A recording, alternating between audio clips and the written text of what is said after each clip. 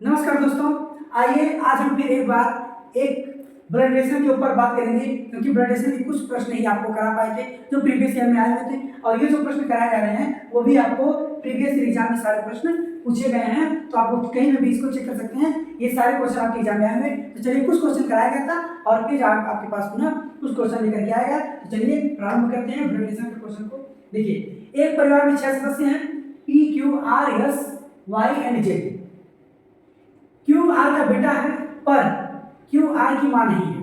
Q R का बेटा है पर आर की मां नहीं है। जैसा कि आप लोग को बताया गया था, इसका स्ट्रक्चर बनाना है, तो स्ट्रक्चर हम लोग बनाते हैं। चलिए देखिए, कह रहा है क्यू आर का बेटा है, तो क्यू जो है वह आर का बेटा है।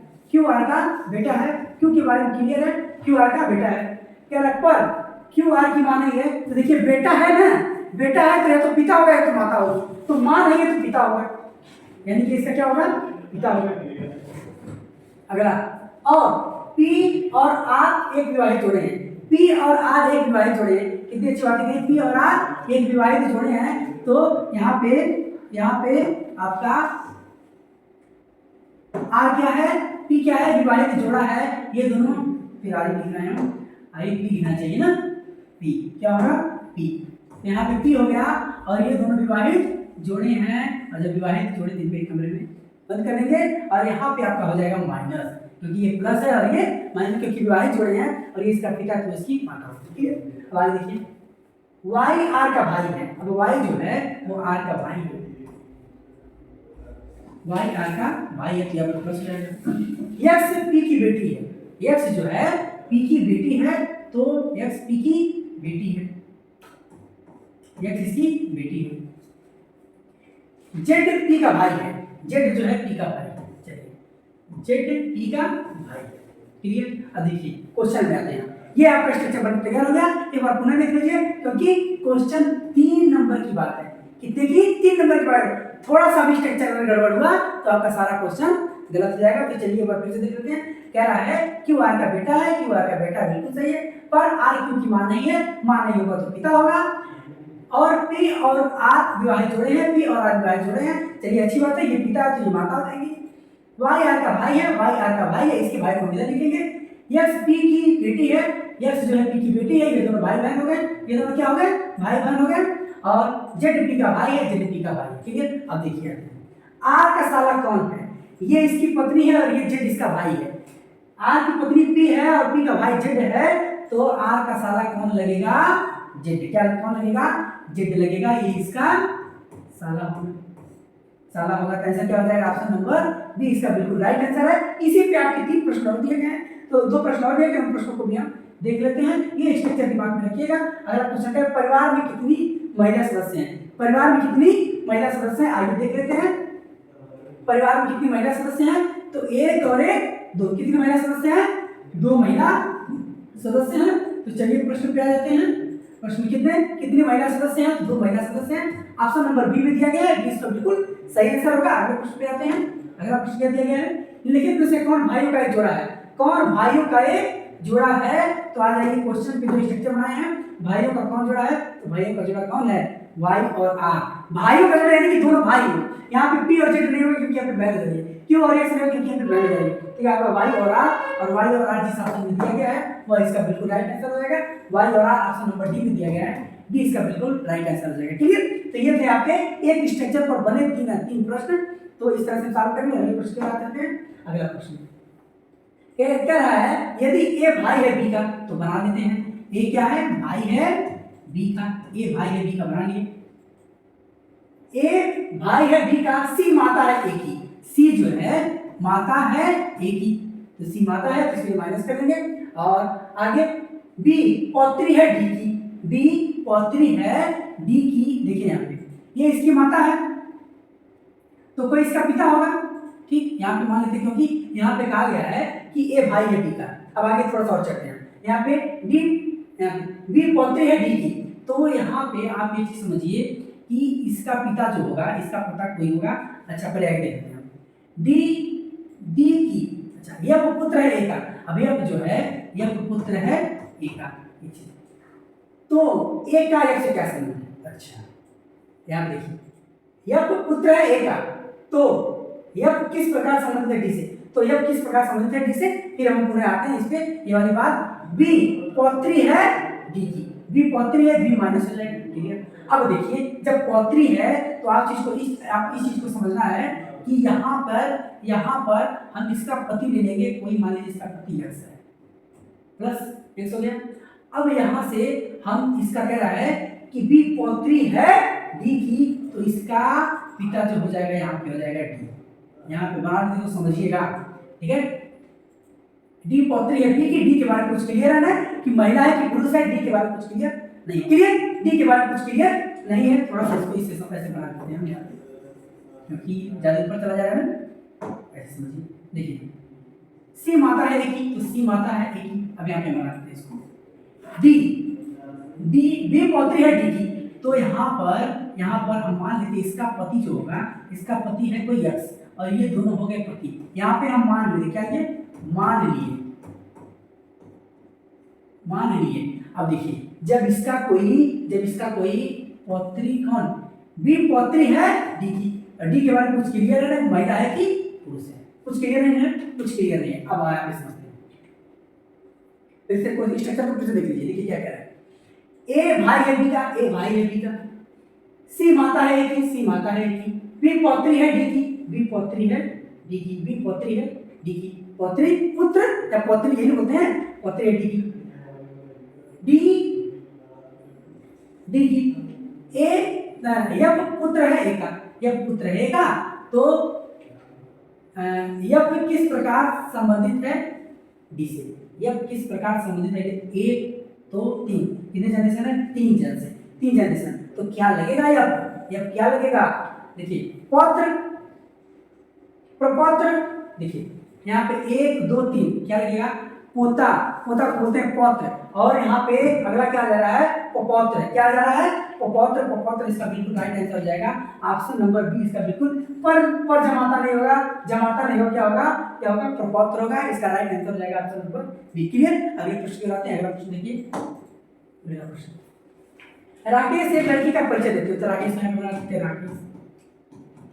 राकेश और किसका परिचय देते हुए, एक लड़की का, तो लड़की यहाँ बना देते हैं, लड़की का, राकेश एक लड़की का परिचय देते हुए कहता है कि उसकी माँ, यानी कि इसकी माँ मेरी सास की, इसकी सास की इकलौती पुत्री है, ठीक, यह लड़की, इस लड़की की माँ मेरी सास की इकलौती पुत्री है। अब यहाँ पे आते हैं, ऐसे बनाते हैं फिगर को, सास की पुत्री है, तो लड़की राकेश से किस प्रकार संबंधित है, आ जाइए वैसे बनाते हैं। यहाँ पे हो लड़की की माँ, अब इसकी सास की इकलौती पुत्री है, तो इसकी जो माँ होगी ये इसकी क्या होगी, पत्नी होगी। इसकी माँ कह रहा है यह लड़की की, इस लड़की की माँ मेरे सास की इकलौती पुत्री है, यहाँ पे इसकी क्या हो गई, इकलौती पुत्री हो गई। जब इसकी इकलौती पुत्री हो गई तो राकेश की पत्नी होगी। अब क्वेश्चन क्या कह रहा है, लड़की राकेश से किस प्रकार संबंधित है, लड़की राकेश की पुत्री है, बिल्कुल सही है, लड़की राकेश की क्या है, पुत्री है, लड़की के बारे में पूछ रहा है, यही इसका राइट आंसर हो जाएगा ऑप्शन नंबर ए, इसका बिल्कुल राइट आंसर हो जाएगा। अगले प्रश्न को आते हैं, अगला प्रश्न देखिए क्या कह रहा है कि भावना माता है कुसुम की, तो भावना बना लेते हैं, भावना माता है किसकी, कुसुम की। रमा पुत्री है भावना की, रमा पुत्री है भावना की। अमित भाई है प्रिया का, छोड़ दीजिए, प्रिया कुसुम की पुत्री है, प्रिया जो है प्रिया कुसुम की पुत्री है, और अमित भाई है प्रिया का। अमित की नानी या दादी कौन है, अमित की नानी, देखिए भावना कुसुम की माँ है, ठीक, ये कहा गया भावना माता है कुसुम की, भावना माता है कुसुम की, प्रिया कुसुम की पुत्री है, तो ये अमित की नानी या दादी कौन लगेगी, यहाँ पे नानी कौन लगेगी, इसकी नानी भावना लगेगी, क्या लगेगी, भावना इसकी नानी लगेगी, और ऑप्शन नंबर ए में दिया गया ए इसका बिल्कुल राइट आंसर हो जाएगा, क्लियर। अगले प्रश्न में आते हैं, अगला प्रश्न देखिए, अगला कह रहा है करीम की ओर इशारा करते हुए नगमा ने कहा, यहाँ पे बना लेते हैं करीम, और यहाँ पे बना लेते हैं नगमा। करीब इशारा करके नगमा ने कहा वह मेरे पिता के इकलौते बेटे का बेटा है, वह मेरे पिता के इकलौते बेटे का बेटा है, यानी कि यह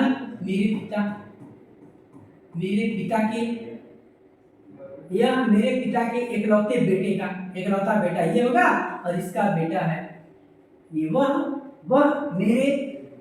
वह मेरे पिता के इकलौते बेटे का बेटा है। इकलौते बेटे का बेटा है कौन? करीम। ठीक, करीम की माँ का नगमा से क्या संबंध है? करीम की माँ का नगमा से क्या संबंध है?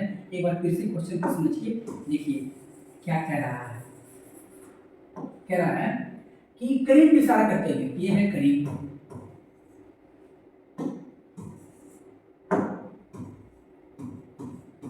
करीम की ओर इशारा करते हुए नगमा ने कहा, कौन है?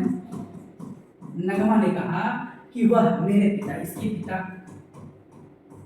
के इकलौते बेटे, के इकलौता बेटा का बेटा है, का बेटा है, यानी कि इसके बेटे, इसका बेटा, यहाँ पे बना लेते हैं इसका बेटा,